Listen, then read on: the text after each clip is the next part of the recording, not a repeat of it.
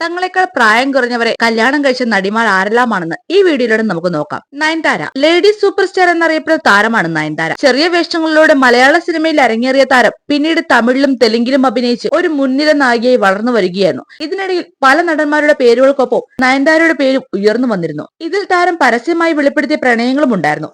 എന്നാൽ ഈ പ്രണയങ്ങളെല്ലാം പിന്നീട് വേണ്ടെന്ന് വെക്കുകയായിരുന്നു.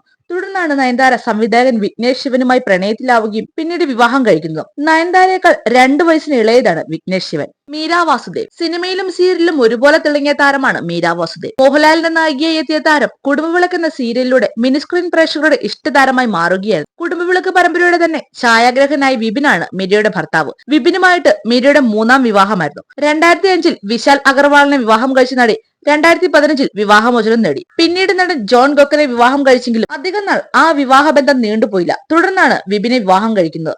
ഇരുവരും തമ്മിൽ 13 വയസ്സിന്റെ പ്രായവ്യത്യാസമുണ്ട്.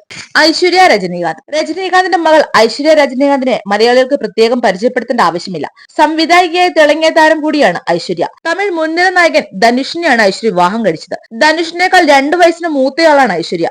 2024 ഇരുവരും വിവാഹമോചിതരായി. രാധിക പണ്ഡിറ്റ് കന്നഡയിൽ ഒരു മുൻനിര നായികയാണ് രാധിക പണ്ഡിറ്റ്. രാധികയുടെ ഭർത്താവിനെ മലയാളികൾക്ക് പ്രത്യേകം പരിചയപ്പെടുത്തേണ്ട ആവശ്യമില്ല. KGF എന്ന ഒറ്റ ചിത്രത്തിലൂടെ പ്രേക്ഷക പ്രിയങ്കരനായ യാഷ് ആണ് രാധികയുടെ ഭർത്താവ്. രാധികയേക്കാൾ 2 വയസ്സിന് ഇളയതാണ് യാഷ്. ഇരുവർക്കും 2 മക്കളുമുണ്ട്. ഇവരെല്ലാമാണ് തങ്ങളെക്കാൾ പ്രായം കുറഞ്ഞവരെ കല്യാണം കഴിച്ച നടിമാർ. സിനിമാ സീരിയൽ വാർത്തകൾക്കായി ഈ ചാനൽ ഒന്ന് മറക്കാതെ സബ്സ്ക്രൈബ് ചെയ്യുക.